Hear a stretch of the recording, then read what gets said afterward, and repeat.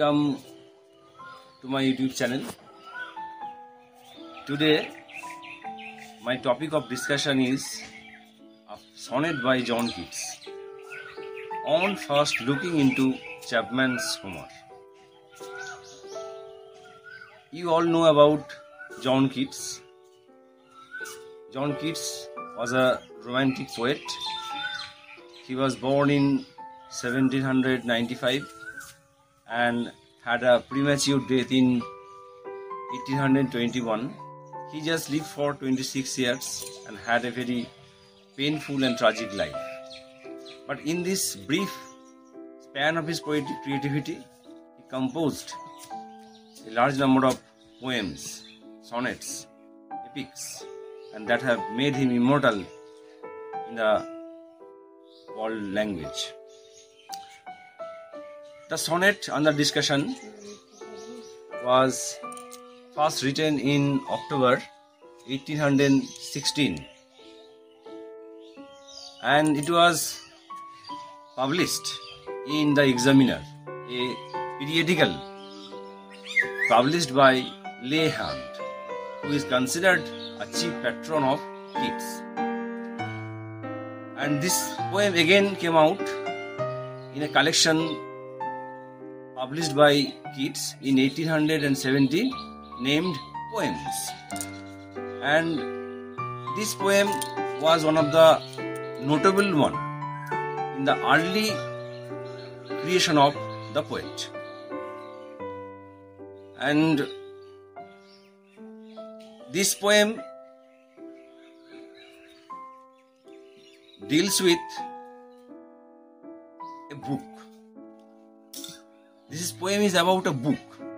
Keats was studying a book and he was studying it with his friend Cowden Clarke, and he wrote the poem in the morning, and after 2 hours his friend received a poem, and the poem was on first looking into Chapman's Homer. So this is the story connected with the composition of the poem. Let's then come to the importance of the sonnet. The sonnet holds a very important position in the poetry of Keats. There are many reasons behind its importance. First of all, it was an early successful poem of Keats, and he was writing this poem in a phase when he was thinking of leaving poetry, leaving his medical profession and take up poetry as his career. And the famous critic Middleton Murray thinks that this decision by Keats to abandon the medicine in favor of writing poetry is a decisive moment in the life of the poet. And Homer, whose poetry in the translation of Chapman surprised Keats, and he was so overjoyed, he was so overwhelmed with the poetic qualities of this great Greek poet that he was moved to convert to be a bard rather than a medical professional. Now I will come to the text. As I have told, this poem is about a book. Keats was an avid reader. He used to study a large number of poems written by other poets. So he says, "Much have I travelled in the realms of gold." Here, the poet is not talking about an actual kingdom. He is talking about his experience of study, his experience of studying poetry. From the very first line, he imagines himself to be a traveler, to be an explorer, in search of the realms of gold. Note the phrase realms of gold. Actually, it is a translation of a famous Spanish word, El Dorado. You know, in the 16th century, the Spanish people wanted to explore, and there was a report that there is a El Dorado, or the city of gold, or the realm of gold beyond the seas. And the poet Keats is in search of that El Dorado, and he has experienced realms of gold in poets, Western and the modern as well as the ancient. And many goodly states and kingdoms seen. Poet has seen many extensive states. Goodly is an archaic word for extensive states and kingdoms seen. Here the poet is not talking about kingdoms or states ruled by other kings, but he is talking about the poetry and imaginary world created by the poets. And round many western isles have I been. The poet here imagines himself to be a navigator, to be a voyager. Like the Homeric hero Odysseus, Keats had travelled many western isles. Actually, here Keats is referring to the imaginary lands created by other poets, which birds in fealty to Apollo hold. So birds, birds mean poets, and the word fealty means allegiance or loyalty. And the use of the word fealty takes us immediately to the medieval social system, where the tenant were very loyal to the lord. And Apollo, Apollo is the Greek god of poetry and music. So the kingdom that Keats says that he has travelled actually belong to the god, belong to Apollo. These are the lands of poetry. They are the creations in the world of poetry. So in the first 4 lines, we have the experience of Keats in studying poetry.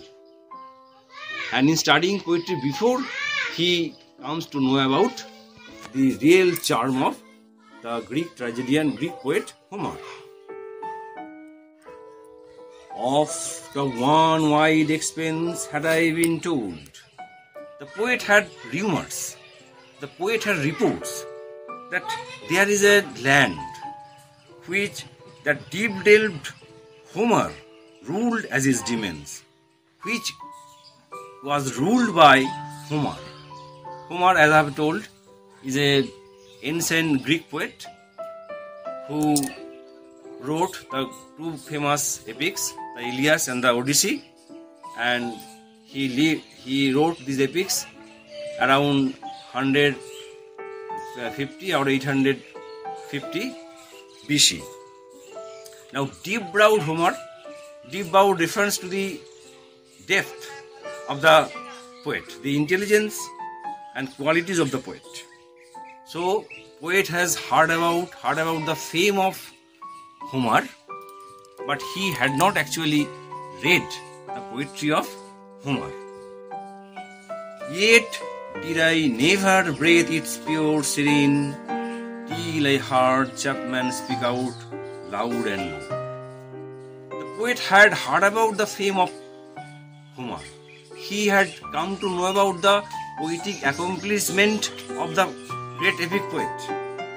But until he read Homer's works in the translation of Chapman, he did not have a real feel of the poetry of Homer. So his experience of reading poetry composed by other poets was a great experience, and it was a realm of gold. But to study, to navigate into the worlds of Homer's poetry is a different kind of experience, and it produced a different kind of feeling. Poetry was to him like a breathing. It was as important to kids as breathing. So he says, "Yet never did I breathe its pure serene, pure air, till I heard Chapman speak out loud and bold." So Chapman, while translating Homer, has captured in spirit the qualities of Homer. Now, this is for the first 8 lines or the octave, and this is a Petrarchan sonnet. And you know, Petrarchan sonnet consists of 2 parts. The first 8 lines are called the octave, and the last 6 lines is called the sestet. And there is a sudden turn of thought or volte-face at the beginning of the sestet. Now, if the first 8 lines the poet has talked about his study of poetry and his study of the Homeric poetry, in the last 6 lines we have the feeling produced in the poet's mind after studying the poetry of Homer. Now, what he says: "Then felt I like some watcher of the skies." Then, it is the consequential then. What is the consequence of studying the poetry of Homer? The word also connects the octave with the sestet and gives the unity to the poem.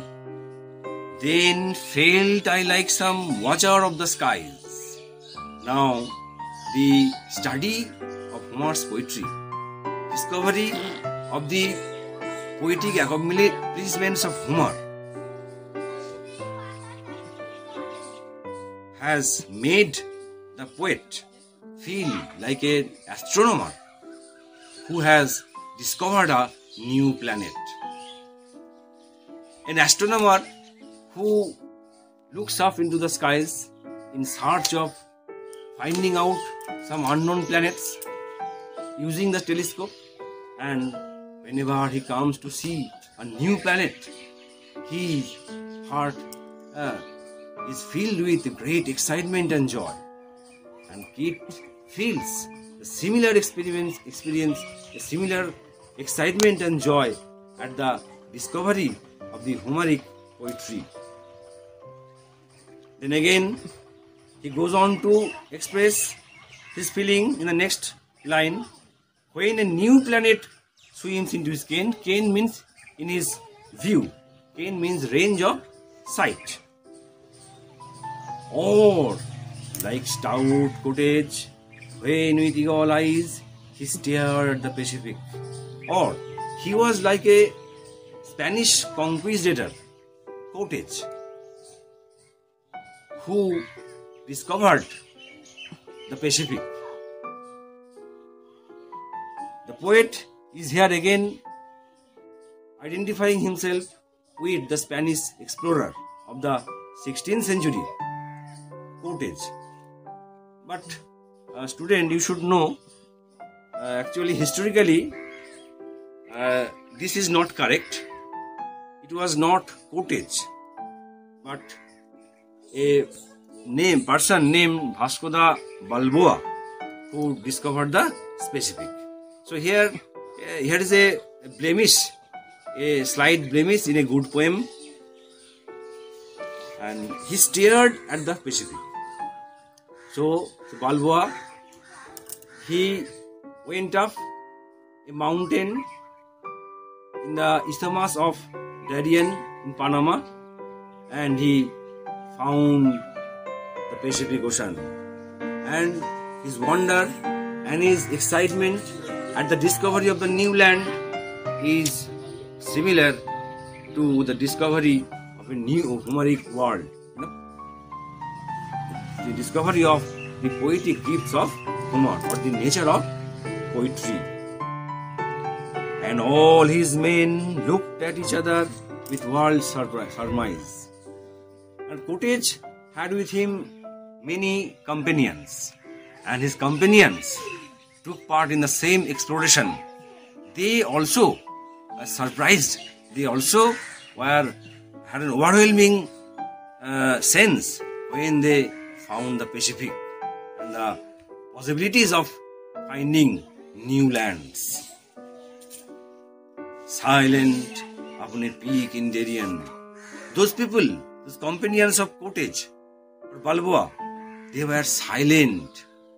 Their sense of wonder, their sense of amazement made them silent.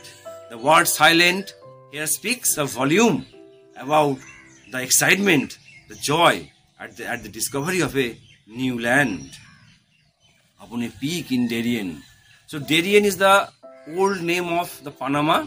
Actually, it is an isthmus that lies between sea, and Darien is a range of mountains, and from the peak of a mountain in the Darien chain, Balboa discovered the sea. So in the last stanza, the poet communicates his joy, his deep excitement at the discovery of the Homeric world, the discovery of the poetry of Homer. So, a few words for the imagery of the poem.